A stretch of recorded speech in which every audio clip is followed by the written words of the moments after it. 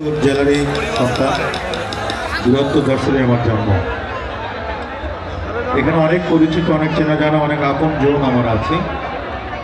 তো দীর্ঘদিন আসা না হওয়ার কারণেই অনেকের সাথেই হয়তো সেই যোগাযোগ বিচ্ছিন্নর পথে।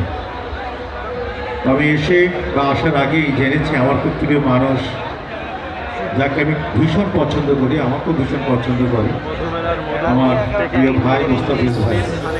আমি মোস্তাফিজ ভাই যদি এখানে থাকেন একটু আসেন, আমার খুব কাছের মানুষ, আমার খুব প্রিয় মানুষ। উনি প্রথম আমাকে বলেছিলেন ঢাকাতে যে কোনো একটা চা খেতে খেতে যে আমার ওখানে আপনাকে যেতেই হবে, আপনার যদি আল্লাহ পাক নেয় আমি যাবো। তো যাই হোক, আল্লাহ পাকের রূপে তারপর এখান থেকে যোগাযোগ হলো। আমাদের এখানে গণেশ সাহেব যোগাযোগ করেছেন, এমডিজি সাহেব যোগাযোগ করেছেন, হোসেন মহোদয় যোগাযোগ করেছেন, সব ডিসি মহোদয়ের অনুমতি সাপেক্ষে। তো যাক, শেষ পর্যন্ত আজকে এসেছি। আমার মন মানসিকতা যে খুব ভালো তা নয়। আমার গত 21 তারিখে আমার বাবা মারা গেছেন। আমার বাবার বয়স হয়েছিল 101 বছর। দীর্ঘদিন বাবাকে পেয়েছি এবং বাবার অনুপ্রেরণায় আমি গান শিখেছি। বাবার কিনে দেওয়া সেই হারমোনিয়ামটি যখন দেখি বারবারই আমার ভিতরে রক্তক্ষরণ হয়। তো যাই হোক, পৃথিবীতে কেউ থাকবো না, আমি আজকে এখানে আসতে চাইনি যে বাবা মারা গেছে আমি এখানে কিভাবে গান গাইব। তারপর আমি মাকে বললাম যে মা আমি কী করবো, বলে তুমি যাও, কারণ তোমার বাবার দোয়া তো চাইতে পারবে এত মানুষের মধ্যে। দেখ, মার অনুমতি নিয়ে, আমার ভাই বোনদের অনুমতি নিয়ে আমি এসেছি এবং এত মানুষের মধ্যে আসলে একটু ভালো লাগবে সেই কারণেই আমার আশা।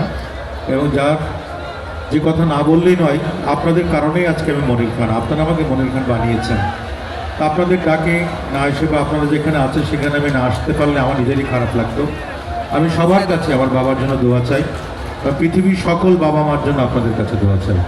আমরা যেন সবাই ভালো থাকতে পারি, আল্লাহ পাক আমাদের সবাইকে সুস্থ রাখুক, সুন্দর রাখুক। আমার প্রিয় ভাই মোস্তাফিজ ভাই কিছু বলবেন? আমার ঢাকাতে আমরা গেলে একসাথে বসি, সময় কখন চলে যায় কিছু জানি না, একটু বলেন কিছু যদি বলতে চান। ধন্যবাদ মনির খান।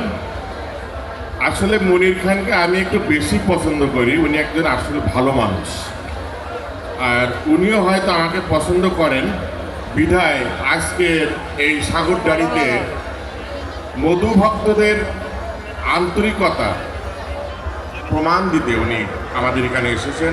যদিও ওনার বাবা মারা যাওয়ার পরই আমাকে ফোন করেছিলেন, মানে ফোন করতে পারেন নাই, কারণ আরও দুঃখজনক